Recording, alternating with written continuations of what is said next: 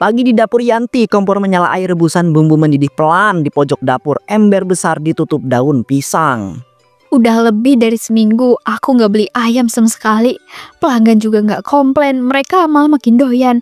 Kodok sawah ternyata gurih juga ya, asal dimasaknya bener. Tuh bener kan Mbak, saya udah bilang kodok itu daging juga selama teksturnya itu halus, rasanya empuk ya laku. Apalagi di kampung gini, siapa juga yang bisa bedain. Iya, tapi kamu jangan bilang siapa-siapa soal ini ya Jang. Bahkan ke tetangga sebelah pun jangan. Ini usaha rahasia, aku nggak mau reputasiku rusak. Iya Mbak, saya paham, maaf jadi ngelawak nih. Dagangan sensitif, saya tuh ngerti, yang penting bayarnya tetap lancar deh. Saya tuh gak bakal buka suara ke siapapun. Bukan soal bayaran doang Jang, ini tuh soal kepercayaan. Aku udah usaha dari nol, tahu rasanya gagal.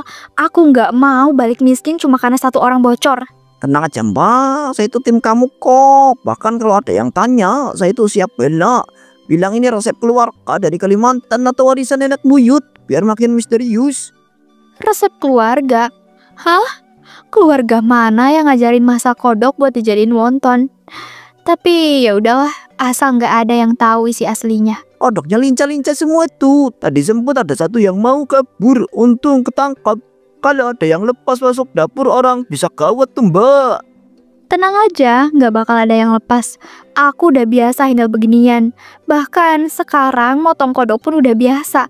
Dulu sih jijik, sekarang mah asal dapat duit semuanya dilibas. Oke Mbak, saya cabut dulu. Besok saya itu bawakan batch baru ya. Mau yang besar-besar atau yang kecil-kecil aja buat campuran. Soalnya stok di bawah belakang itu lagi banyak.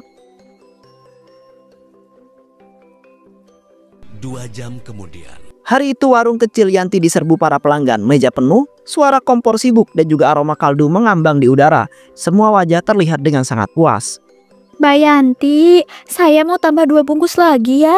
Anak saya teh semalam marah-marah gara-gara rebutan sama suami saya. Katanya ini teh bukan wonton biasa, kayak ayam beneran, enak pisan. Bener Mbak, saya tuh dulu sering beli wonton di pasar depan itu tuh. Tapi nggak pernah seenak ini loh. Ini lembut banget, aromanya juga beda, kayak ada gurih-gurih yang mahal gitu. Aduh, makasih banyak ya ibu-ibu. Padahal saya masaknya biasa aja kok. Cuma niat dan sabar aja sih. Kan masak itu tergantung tangan juga, bukan cuma bahan. Semangat ngasih makan yang terbaik deh pokoknya. Mbak, saya udah beresin kursi belakang ya. Barusan ada ibu-ibu sampai duduk di motor nunggu. Rame bener, ini mah warung rasa restoran. Harga kaki 5 lagi. Makasih banget no, kamu itu emang selalu sigap. Tapi jangan lupa ya, dapur bagian dalam jangan sembarangan masuk. Banyak rahasia keluarga yang gak bisa dilihatin sembarangan. Ini resep rahasia ya Mbak. Soalnya saya masak pakai ayam kampung asli terus kaldu jamur juga. Tapi tetap kalah loh rasanya. Wah, jangan gitu Bu. Semua pedagang itu punya ciri khasnya masing-masing. Mungkin tangan saya pas aja sama bumbu ini. Saya juga pernah gagal kok dulu, tapi terus nyoba. Mbak Yanti itu beda, gak sombong, masakannya enak, ramah pula. Saya doain deh biaran laris terus. Terus buka cabang di kecamatan sebelah, biar anak saya gak jauh-jauh belinya nanti. Betul tuh Mbak, kalau nanti perlu bantu urus tempat atau packing frozen wonton, saya bantuin deh. Modal kayak gitu sayang banget kalau nggak dikembangin. Makasih ya semua. Aku tuh gak nyangka loh bakalan seramai ini. Yang penting aku tetap bisa masak dan jualan. Soal bahan, ya pokoknya halal deh dan bikin kenyang. Para pelanggan pulang dengan wajah puas dan juga kantong plastik penuh. Tak ada yang sadar rasa enak yang mereka puji berasal dari sesuatu yang tak pernah mereka bayangkan.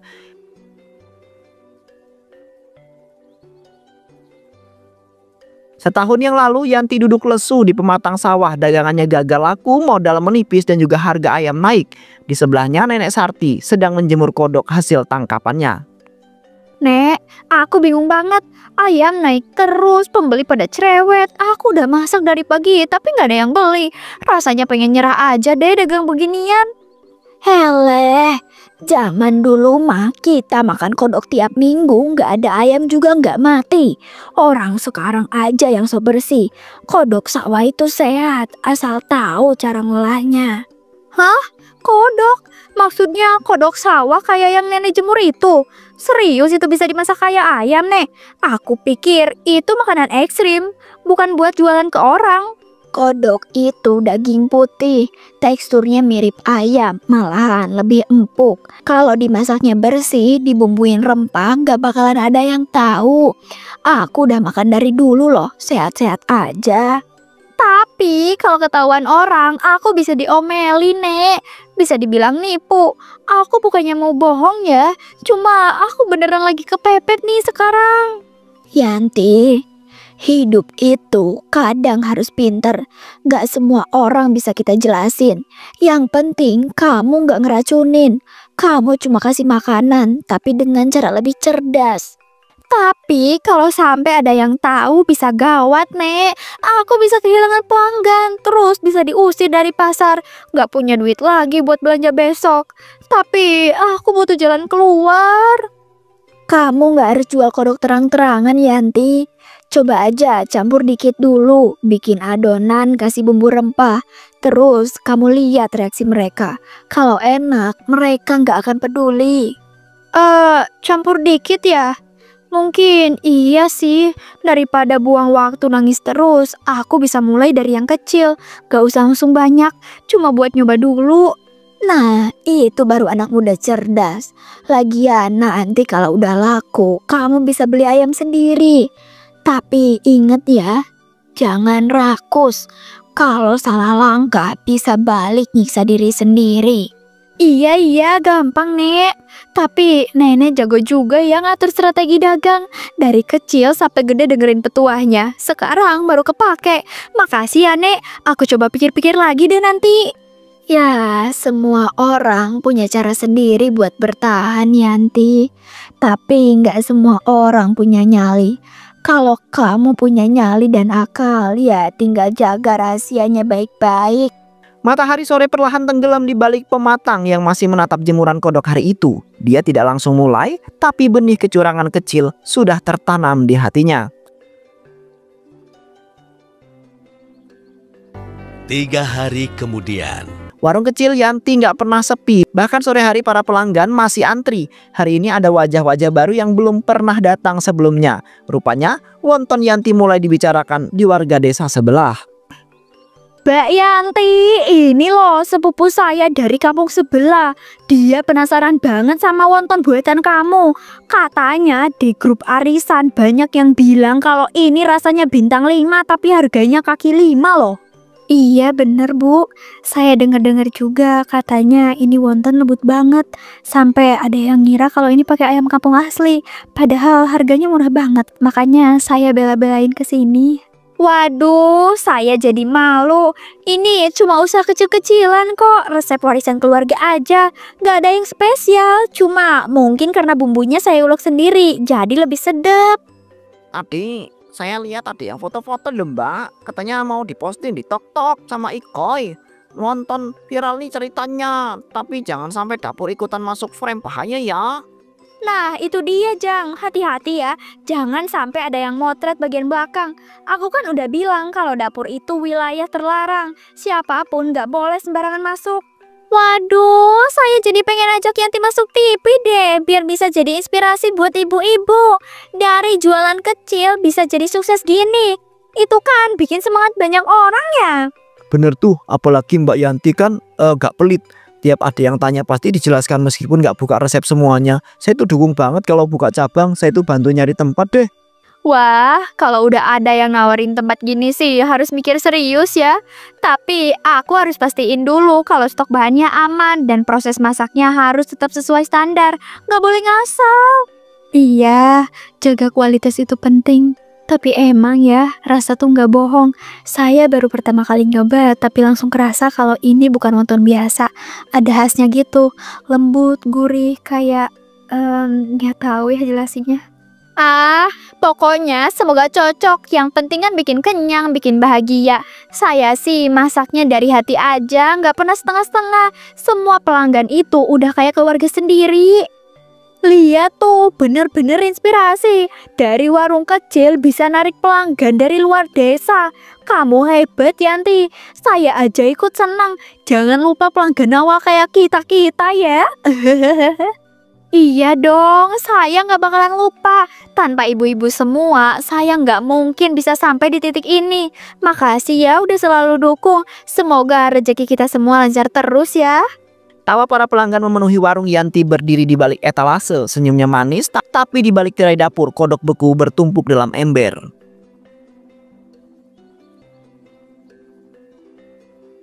Itu dapur Yanti gelap dan juga sunyi di atas telanan. Puluhan kodok sudah dikuliti, siap masuk mesin giling. Hari itu Yanti putuskan untuk tak lagi campur ayam, semuanya murni kodok. Ayam makin mahal, pelanggan makin nempel. Kayaknya kodok aja udah cukup deh. Lagian gak ada yang curiga. Ini lebih empuk, lebih gurih, dan jauh lebih untung. Yakin?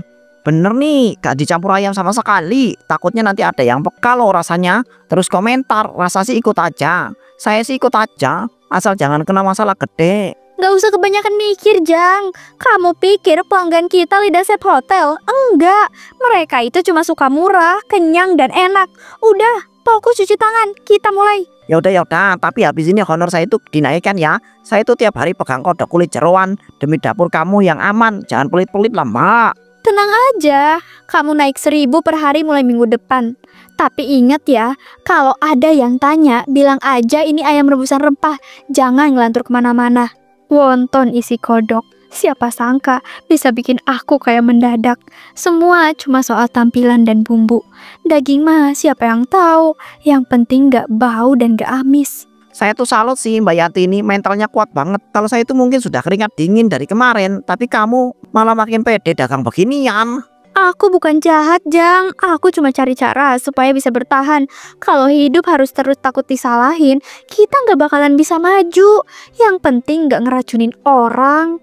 Iya sih, soalnya yang makan juga masih hidup semua, sehat-sehat. Malah banyak yang bilang anaknya tambah lahap. Mungkin karena kodok banyak proteinnya ya kali ya. Nah tuh, lihat sendiri kan, kodok itu sebenarnya diremehin banget. Banyak yang jadi duluan, padahal rasanya juara. Kita yang nentuin nilainya sekarang. Nah, buat hari ini, kamu buruan bantuin bungkusin 100 porsi ya. Hari ini saya mau kirim ke kecamatan sebelah. Orderan frozen food naik. Beneran, udah ada yang minta frozen juga. Wah gila, mbak ini bentar lagi bisa jadi industri rumahan. Cuma satu yang penting, jangan sampai ada yang ngintip dapur deh. Selama semua dapat bagian, semua bakalan diem. Dunia itu gitu, kalau mulut dikasih makan, mereka nggak peduli dari mana asalnya.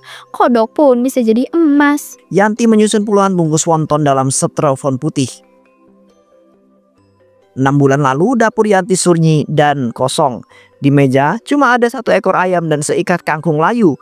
Tagihan listrik menumpuk, uang belanja tinggal recehan di sudut dapur. Yanti duduk sambil menahan tangis. 1 ekor ayam cuma buat 15 porsi. Mana cukup. Pelanggan juga udah mulai sepi. Katanya rasanya menurun. Tapi ya bahan juga kan makin mahal. Dulu aku semangat dagang karena masak bikin orang seneng. Sekarang masak malah bikin orang cemas tiap hari. Modal mepet, hasil nggak nutup, nggak bisa belanja besok. Apa aku tutup aja ya warungnya?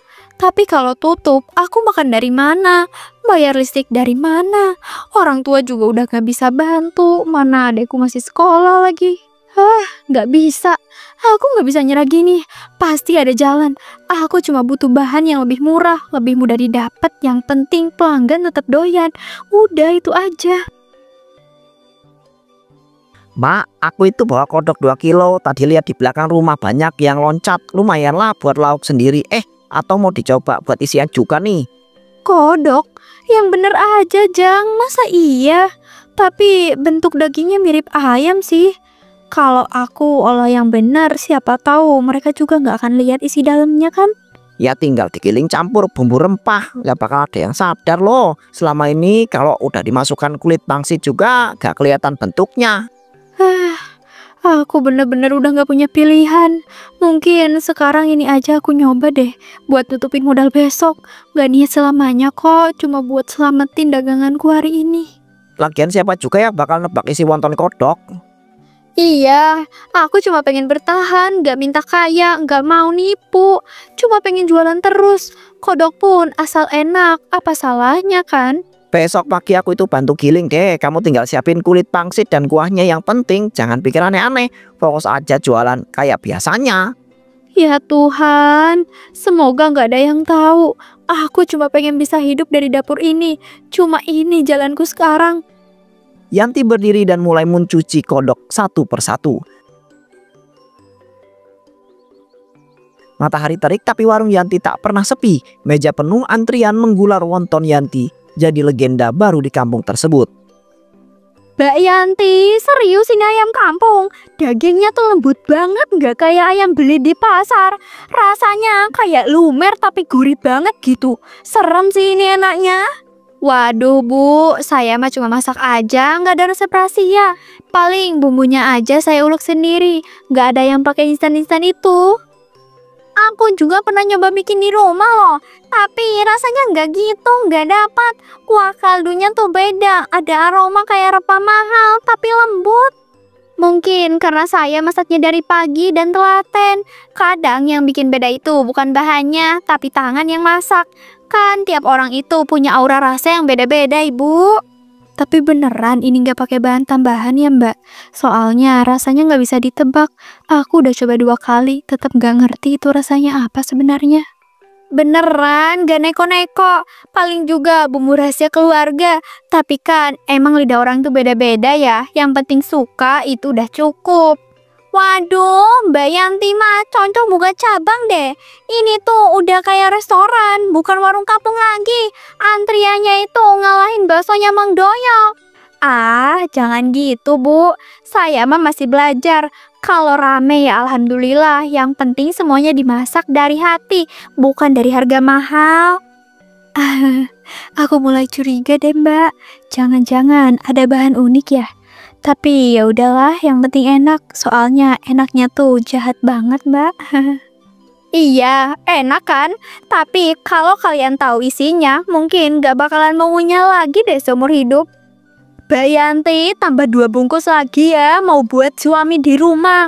Katanya sekarang tiap makan wonton lain tuh rasanya kecewa. Waduh, siap Bu, tambah 2 bungkus ya. Langsung saya bungkusin, dijamin panas dan bikin lagi.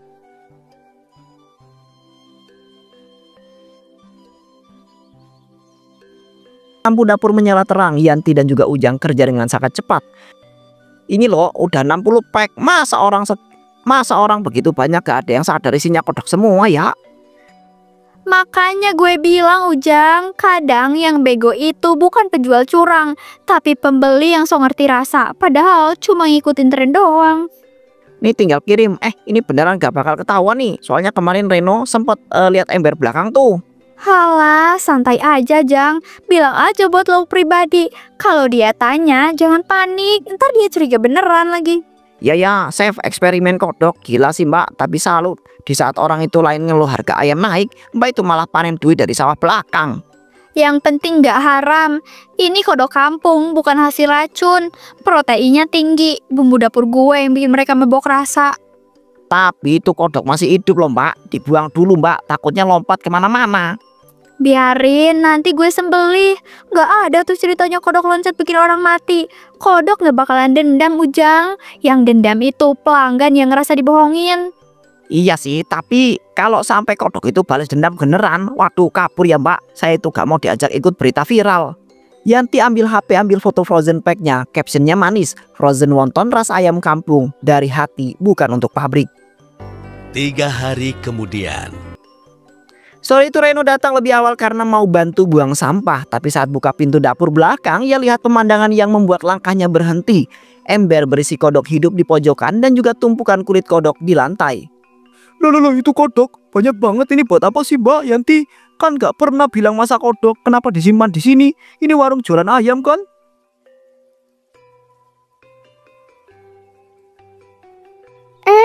Mas Reno, waduh, kamu masuk dapur nggak bilang-bilang. Itu bahan buat lo pribadi, bukan buat dagang. Kodok juga belum tentu dimasak, santai aja. Tapi saya lihat itu ada kulitnya Mbak, digundukin di ember. Terus di meja-meja gilingan yang masih basah kayak habis dipakai barusan, ini beneran gak buat jualan toh? Mas Reno, saya harap kamu nggak terlalu jauh mikirnya ya. Nggak semua yang kamu lihat itu seperti apa yang kamu pikirin. Lagian pelanggan juga seneng, sehat, nggak ada yang komplain kan? Iya sih, tapi gimana kalau mereka itu tahu mbak? Maksud saya kalau emang ini buat isi wonton, yaitu harusnya dijelaskan. Gak semua orang itu mau makan kodok. Mas Reno, kamu suka makan wonton saya kan? Nggak pernah ngerasa aneh kan? Rasanya juga enak, kuah gurih, daging lembut. Sekarang tiba-tiba mikir jorok gara-gara lihat bahan mentah. Saya itu gak nuduh sih, tapi ya saya itu juga gak bisa diem lihat kayak begini. Harusnya para pelanggan itu punya hak tahu mbak. Ini udah bukan soal rasa doang. Punya hak buat tahu. Lah, selama ini mereka juga nggak pernah nanya tuh. Saya cuma masak apa yang saya bisa olah. Kalau bahannya halal, nggak basi dan bersih, kenapa harus ribet? Karena mereka itu pikir itu ayam. Kamu nulis di bungkusnya ayam kampung, tapi yang digiling kodok. Itu kan jelas bohong mbak. Saya itu kecewa banget tahu, sumpah. Reno, kamu nggak ngerti ya susahnya bertahan hidup. Saya kerja dari subuh modal pas-pasan. Kalau kamu mau moral-moralan, ya silakan. Tapi jangan ganggu rezeki orang. Saya itu gak mau ributin usaha orang, tapi saya itu juga gak bisa pura-pura gak lihat. Saya itu pikir kamu itu hebat karena rasa, tapi ternyata karena nipu. Anggap aja kamu gak lihat apa-apa hari ini, ngerti? Gak ada yang perlu dibahas. Kalau kamu mau bantu, bantu aja. Kalau enggak silakan keluar dari dapur saya sekarang. Saya itu gak bakal ngomong ke siapa-siapa, tapi saya juga gak bisa makan dari sini lagi. Saya itu gak sangka rasa seenak itu datang dari kebohongan. Reno melangkah keluar dari dapur, pintu ditutup pelan.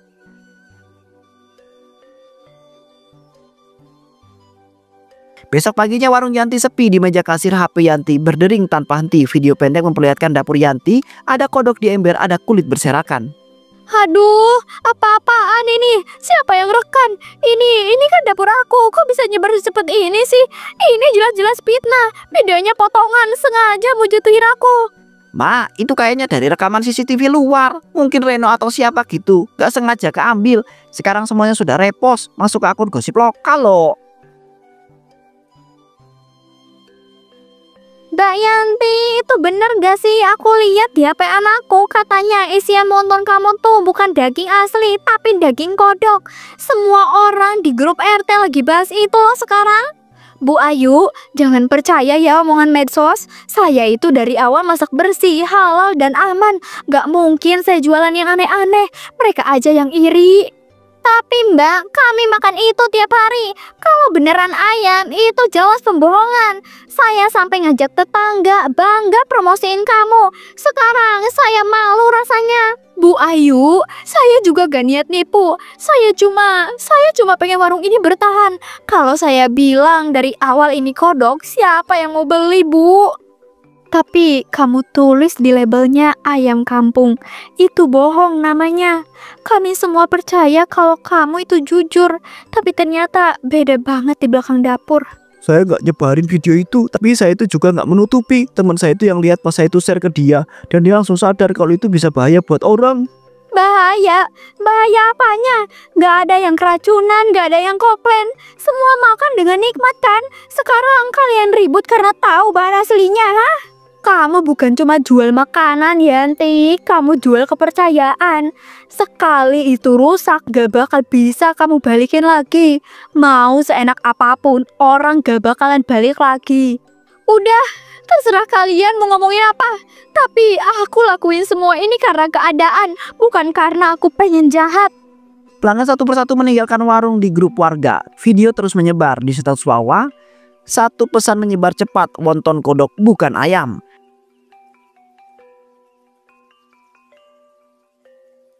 Dua hari sudah berlalu sejak video dapur Yanti menyebar. Di depan rumah, Yanti duduk sendiri dengan tumpukan amplop. Ia berusaha mengembalikan uang dari para pelanggan tetap.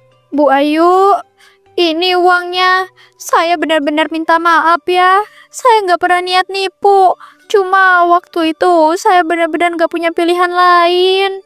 Yanti, saya nggak butuh uangnya. Yang saya butuh cuma rasa percaya itu balik. Tapi saya rasa itu udah gak bisa lagi. Saya benar-benar kecewa sama kamu. Saya nggak pernah sangka semuanya bakalan rusak kayak gini.